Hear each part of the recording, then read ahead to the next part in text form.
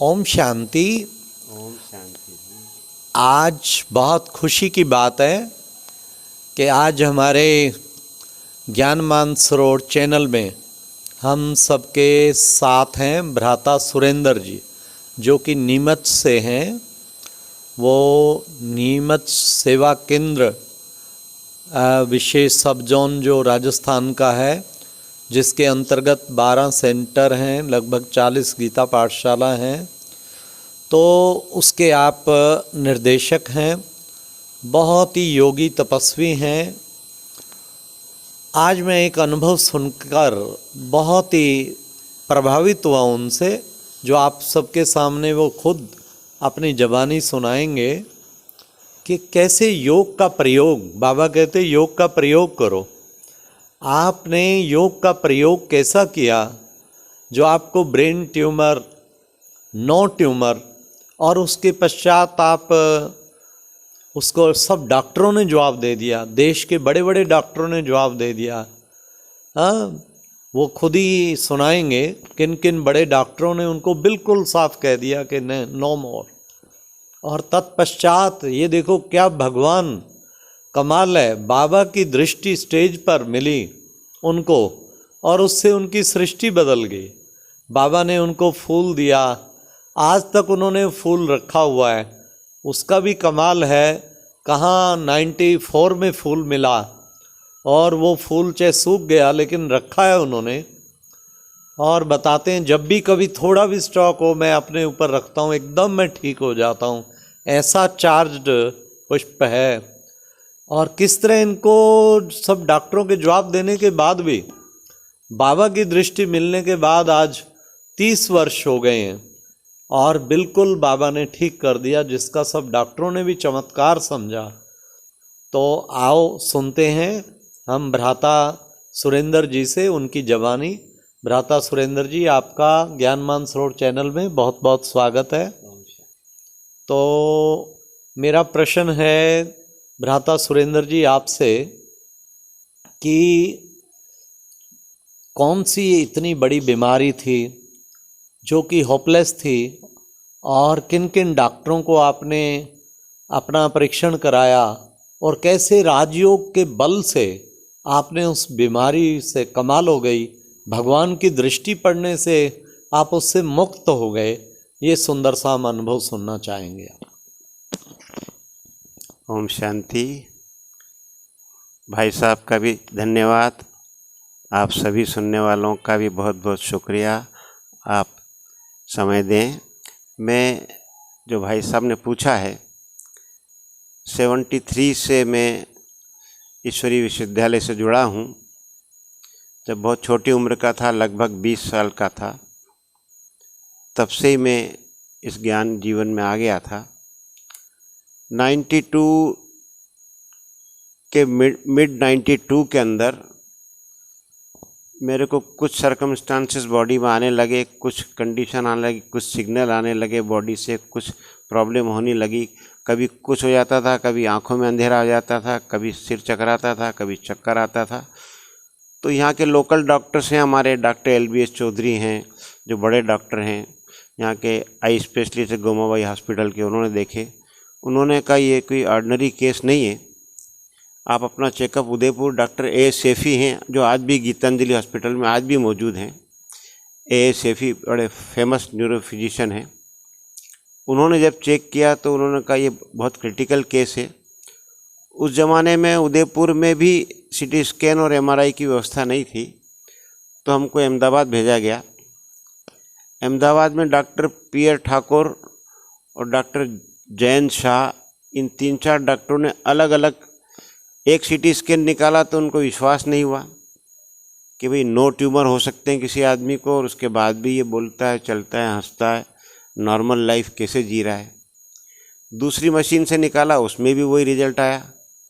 फिर मुझे Shah cancer hospital, जो आज भी वहाँ पर अहमदाबाद में हैं, वहाँ मुझे ले जाके एडमिट किया गया। वहाँ मुझ पर काफ़ी उन्होंने प्रयोग किए, काफ़ी जांचें की, बहुत से डॉक्टरों ने मुझे देखा, कम से कम 6-7 डॉक्टरों की टीम ने चेक किया। और डे बाय डे मेरा हेल्थ बिगड़ता चला गया। मुझे भर्ती किया गया था लगभग 92 के एंड में, और 93 जून जुलाई में मुझे जवाब दे दिया गया 6 महीने के बाद कि अब इनका कुछ नहीं हो सकता है।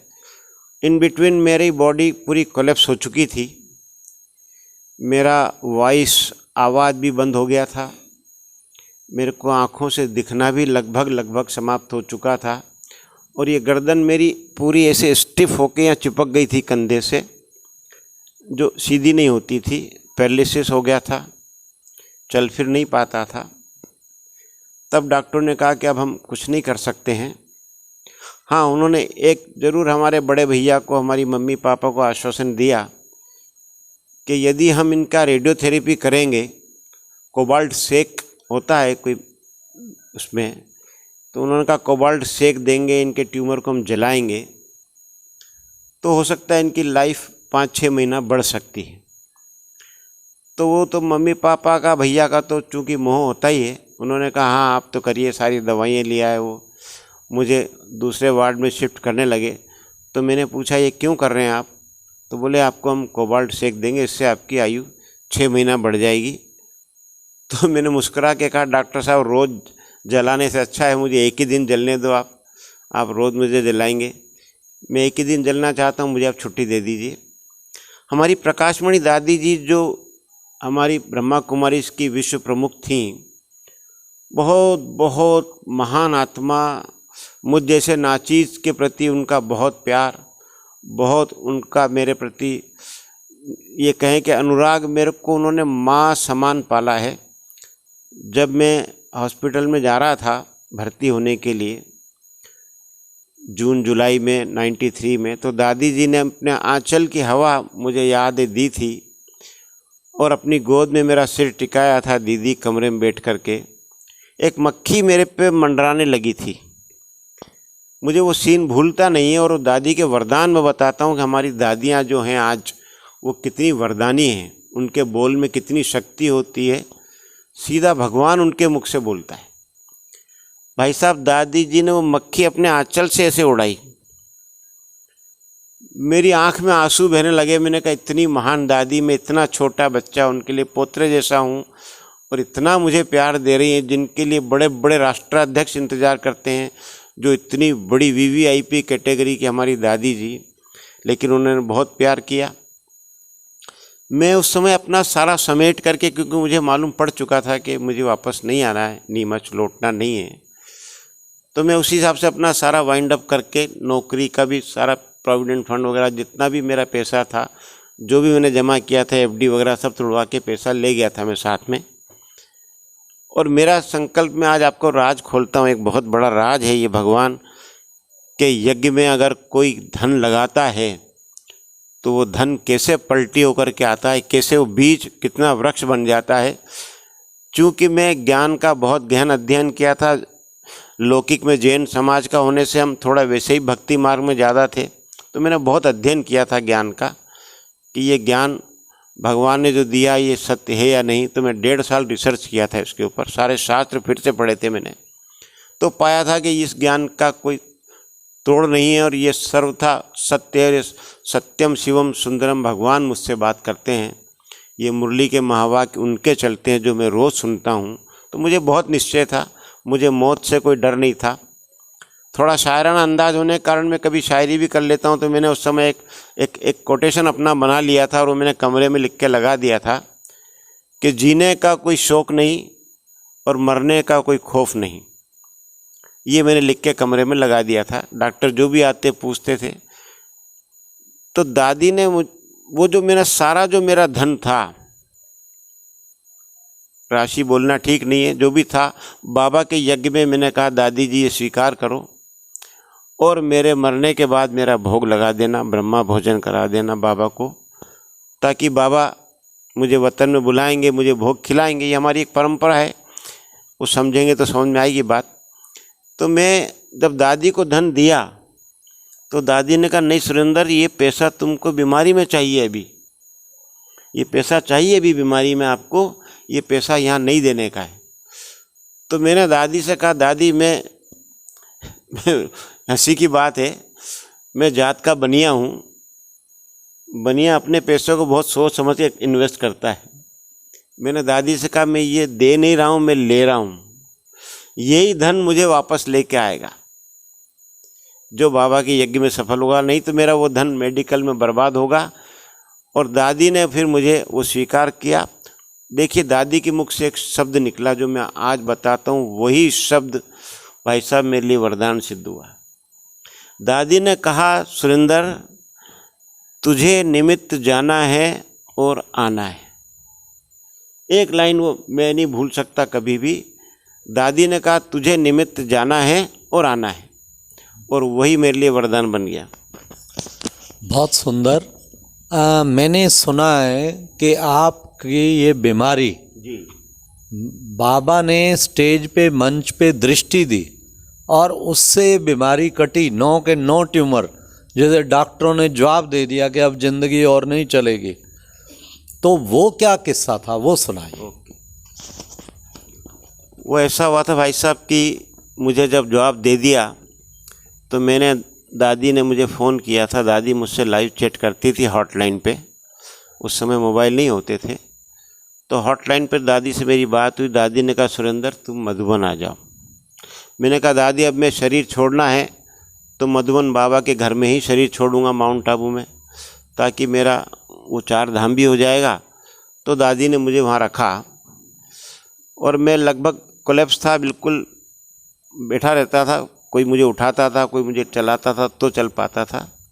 1 फरवरी 94 वो दिन है मेरे लिए जो मेरा दिव्य जन्म फिर से हुआ। 1 फरवरी 94 ओम शांति भवन के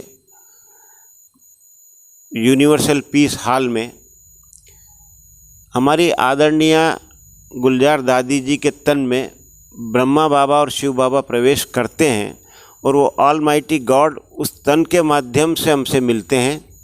वो ऑलमाइटी गॉड हमको दृष्टि देते हैं, वो ऑलमाइटी गॉड वाणी चलाते हैं। क्योंकि वो निराकार है तो उसको शरीर का माध्यम चाहिए। तो हमारी आदरणीय गुलजार दादी जी के माध्यम से वो आए हुए थे। वाणी समाप्त हो चुकी थी।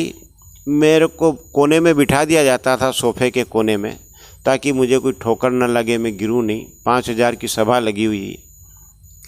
1 फरवरी 94 को रात को 10:30 बज गया। मुरली वगैरह समाप्त हो गई। भगवान ने अपने महावाक्यों का समापन किया, मुलाकातों का समापन किया। अंत में दादी जी ने बाबा के सामने से माइक हटाया और 5-10 मिनट कुछ बातें की। मैं देख रहा था वहाँ से कैसा हो रहा है कुछ, लेकिन मुझे नहीं मालूम कि कोई मेरे विषय में बात चल रही है। मैं तो आश्चर्यचकित होकर देख रहा था दादी जी आज क्या समाचार देने वाली। दादी जी ने परमात्मा से, शिव बाबा से सारी बातें की और फिर माइक वापस लिया और आवाज़ लगाई, सुरेंद्र को स्टेज पर लेकर आओ। मैं चल फिर तो सकता नहीं था। हमारे वहाँ पे मधुबन में आज भी पांडव भवन में भाई हैं, शशिकांत भाई हैं। उस समय एक तुलसी भाई थे वीडियोग्राफर, आज भी हैं वो शांतिवन में। चंद्रशेखर भाई हैं जो हमारा आवास निवास संभालते हैं, वहाँ पे आज भी हैं। उन्होंने मुझे उठा करके पकड़ करके स्टेज पे लेके गए। वो मेरे लिए चमत्कार कहो, उस भगवान की असीम कृपा कहो, मुझ नाचीज़ पे इतना बड़ा भगवान मेहरबान कैसे हुआ, ये मैं खुद आज सोच सोच के आंखों में आंसू आते हैं कि मेरे में इतनी कोई काबिलियत नहीं, मैं बहुत छोटा आदमी, लेकिन भगवान कैसे मुझ पे मेहरबान हुआ, कैसे वो कितना विशाल हृदय है। मैं जैसे ही स्टेज पर पहुंचा, गुलजार दादी का जैसे ये मैं बैठा हूँ, कम से कम 6-8 फीट पे मैं दूर खड़ा था। मुझे खड़ा कर दिया था 3 जनों ने पकड़ के। जैसे ही मेरी दृष्टि अव्यक्त बाबा से, गुलजार दादी जी के रथ में विराजमान भगवान से मिली और वो दृष्टि मिलते ही एक फ्लड, लाइट का एक फ्लड मेरे ऊपर आया। मुझे अपने अभी 50 साल के ज्ञानी जीवन में कभी कोई साक्षात्कार नहीं हुआ, कभी कोई ऐसी चीज़ नहीं दिखी। मैं ज्ञान के आधार पे ही अपना जीवन बना रहा हूँ, साक्षात्कार के आधार पे नहीं। लेकिन ये साक्षात था, वो साक्षात्कार नहीं था। एक फ्लड लाइट का मेरे पे ऐसा फोर्स से आया कि मैं अपने आप को नहीं संभाल पाया और मैं लड़खड़ा के नीचे गिर सा गया। हाथ टिक गया, उन भाइयों ने संभाला मुझे और मैं एक सेमी कॉन्शियस स्टेज में चला गया। उस समय मुझे कुछ नहीं मालूम मैं कहाँ बैठा हूँ, क्या हो रहा है। सामने 5000 की सभा लगी हुई है, कुछ भी ध्यान नहीं है। हमारे नीमच के जो वर्तमान में हमारी सब जोन संचालिका आदरणीय हमारी सविता दीदी, ब्रह्मा कुमारी सविता दीदी भी वहाँ विराजमान थे। आप देखिए कि वो जो दृष्टि से प्रकाश आया, मुझे ऐसा लगने लगा कि कुछ मेरे मस्तिष्क में से पिघल पिघल के निकल रहा है। और मैंने एक दृश्य देखा जो माँ के पेट में क्या कहते हैं भ्रूण, वो भ्रूण मुझे दिखा कि मैं भ्रूण बन गया हूँ। बस इतना मुझे याद है, उसके अलावा मुझे कुछ भी याद नहीं है। इतने में दादी जी का आवाज़ आया, प्रकाशमणि दादी जी का आवाज़ आया मुझे, सुरेंद्र उठो सुरेंद्र, सुरेंद्र उठो सुरेंद्र। और दादी जी ने एक पीला रंग का गुलाब का फूल था जो बाद में मुझे सविता दीदी विराजमान थे सामने, उन्होंने बताया कि बाबा ने दादी जी को फूल दिया कि ये फूल जाके बच्चे के मस्तक पर लगाइए। और वो फूल दादी जी ने मेरे मस्तक पर लगाया और मेरी तंद्रा जैसे टूटी, तंद्रा भंग हुई हो जैसे कोई। मैं अचानक खड़ा हो गया, जबकि मैं खड़ा नहीं हो सकता था, मैं चल फिर भी नहीं पाता था। मुझे भी होश नहीं ये क्या हुआ। मैं अचानक खड़ा हो गया, अपने दम पे खड़ा हो गया। और खड़ा होके मैं इधर उधर देखने लगा भौचक्का होकर कि मैं कहाँ हूँ, कहाँ बैठा हूँ, क्योंकि मुझे सेमी कॉन्शियस हो गया था मैं। अचानक तालियां बजने लगी हाल में ज़ोर ज़ोर से। जब तालियां बजने लगी तो मुझे होश आया कि मैं तो गर्दन हिला पा रहा हूँ, मेरी गर्दन भी हिल रही है। बस वो चमत्कार ही कहेंगे ईश्वर का, या राजयोग का कोई चमत्कार है। वो राजयोग मेडिटेशन अपने आप में एक संपूर्ण विधा है जिसमें संसार के सारे रोग, सारे शोक, सारे दुख हरने की क्षमता है, सारे तनाव हरने की क्षमता है। और मुझे ये गर्व है कि मैं राजयोगी हूँ। मैं ब्रह्मा कुमारी संस्था का सेवक हूँ, बहुत छोटा सा अदना सा सिपाही हूँ, लेकिन मुझे आज भी बहुत गर्व है। तो भाई साहब बस वहाँ से मैं खड़ा हुआ और उसके बाद डे बाय डे रिकवर होता गया और आज लगभग 30 वर्ष हुआ है। I am fully okay. हालांकि बीच में फिर कुछ हुआ 2013 में। मैं कंटिन्यू करूँ उस बात को? ओके। देखिए कमाल है, जो व्यक्ति चल नहीं सकता तो उसमें इतना वंडरफुल, कहते हैं भगवान सर्वशक्तिवान है, जो चाहे कर सकता है। पर ये एक चमत्कार से कोई कम नहीं है। जो बाबा की दृष्टि मिली और बाबा ने कहा ये फूल बच्चे के मस्तक पे रखो, और बेहोश पड़ा हुआ मूर्छित, जैसे संजीवनी बूटी ने मूर्छित को सुरजीत कर दिया। एक चमत्कार से कमाल नहीं है। वाह बाबा तेरे बहुरूप और वाह तेरी शक्तियाँ। ये सुन के कितना हैरानगी होती और ऐसा लगता कि इस राजयोग से ऊपर क्या होगा और इस शिव बाबा से ऊपर क्या होगा। फिर वंडरफुल एकदम, जो जिसको 3 जने उठा के लाए हों और वो फिर खड़ा हो गया, और फिर जिसको डॉक्टरों ने जवाब दे दिया हो कब बच ही नहीं सकता, और वो आज 30 साल हो गए। बाबा ने ऐसा दृष्टि दी, ऐसा दृष्टि दी, 9 ट्यूमर ब्रेन के होना सोचो, और बाबा ने बिल्कुल ही तंदुरुस्त कर दिया। अच्छा, अब आपको सबसे सुंदर चीज़ उन्होंने वो जादुई अभी तक संभाल के रखी है, वही डायरी, और वो ये आपको दिखा रहे हैं वो गुलाब का फूल जो 1 फरवरी 1994 में दिया, जो अब सूख चुका है। तो सुरेंद्र भाई सुनाएंगे। ये इतना मेडिटेशनल चार्ज है कि वो कहते हैं कभी थोड़ा मोटा तकलीफ, वैसे तो हुई नहीं, स्ट्रोक वगैरह को तकलीफ हो तो मैं कैसे इसको रखता हूँ और मैं एकदम ठीक हो जाता हूँ। वो उनके मुख से ही 2 मिनट और अनुभव सुनेंगे। ये फूल जो मैंने आपको दिखाया, ये हालांकि सूख चुका है और डायरी के उसी पेज पर लिख रखा हुआ है जब वो बाबा के महावाक्य जो उच्चारण हुए और जो नोटिंग उस पर लिया गया है, उसी पेज पर वो रखा हुआ है आज भी। 1 फरवरी 94 की डेट है उसके अंदर, 1 फरवरी 94, यहाँ देखिए ऊपर डेट। अब आप देखेंगे कि ओके सब कुछ चल रहा है मेरा, लेकिन ऑल ऑफ सडन 2013 जून जुलाई ये भाई साहब फूल दिखा रहे हैं, उसमें मुझे फिर से ब्रेन स्ट्रोक हुआ, ज़बरदस्त हुआ और मैं नीचे गिर गया बाथरूम में। हमारी कुछ व्यवस्थाएं थी, मैंने इमरजेंसी कॉल बेल दबाई और लोग आए, मुझे उठा के ले गए डॉक्टर के पास। डॉक्टर विपुल गर्ग हैं, उन्होंने देखा बहुत सीरियस मैटर हो चुका है आपका, फिर से आप जाइए। मुझे अहमदाबाद ले जाया गया, स्टर्लिंग हॉस्पिटल में डॉक्टर सुधीर शाह जो न्यूरोलॉजिस्ट हैं और हेड है उस डिपार्टमेंट के, और आज भी मौजूद हैं वहाँ पे। जब उन्होंने मेरा 3D MRI सामवेद हॉस्पिटल से निकाला तो वो बहुत सरप्राइज थे। उन्होंने कहा व्हाट इज़ दैट सुरेंद्र भाई, व्हाट इज़ दैट, ये कैसे हो सकता है? हमारी मेडिकल साइंस के हिसाब से तो आपको ज़िंदा होना ही नहीं चाहिए, कैसे ज़िंदा हैं आप क्या करते हैं? तो मैंने उन्हें जवाब दिया कि भाई साहब, डॉक्टर साहब, जो करता है वो किसी को नहीं दिख रहा है, वो निराकार है, निरंजन है, अशरीरी है, वो परमात्मा है, और जो नहीं कर रहा है वो आपको दिख रहा है। मैं कुछ नहीं कर रहा हूँ, मुझे कोई और चला रहा है, ये राजयोग की विधा है, ये राजयोग मेडिटेशन है जो चला रहा है। और उसके बाद जब उन्होंने वो रिपोर्ट देखी तो बोले आपके 9 ट्यूमर का सिलसिला था, आज मिनिमम 200-300 ट्यूमर होना चाहिए, अनकाउंटेबल ट्यूमर हैं, और एक अंगूर के गुच्छे के माफिक आपका ब्रेन ढक चुका है, फिर भी आप कैसे ज़िंदा हैं? जबकि एक बाल भी अगर ब्रेन में चला जाता है तो कोलैप्स हो जाता है आदमी।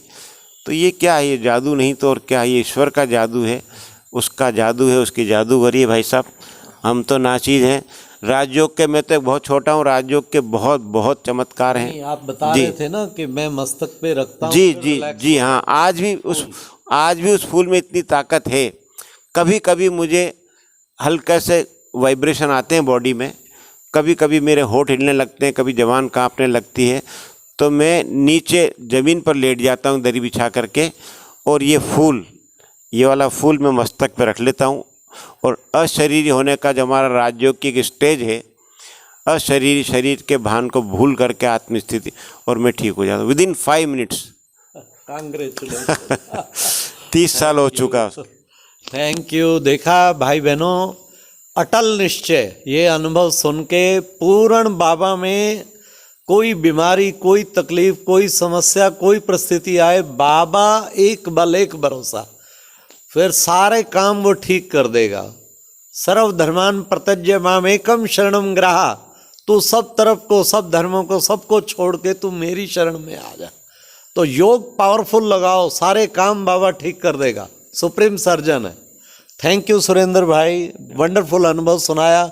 मुझे लगता है लाखों करोड़ों जो हमारे कोई भी शारीरिक दुविधा से उससे हैं, जरूर वो इस राजयोग को सीखेंगे और बाबा से जुड़ेंगे। Thank you. ओम शांति, ओम शांति, ओम शांति।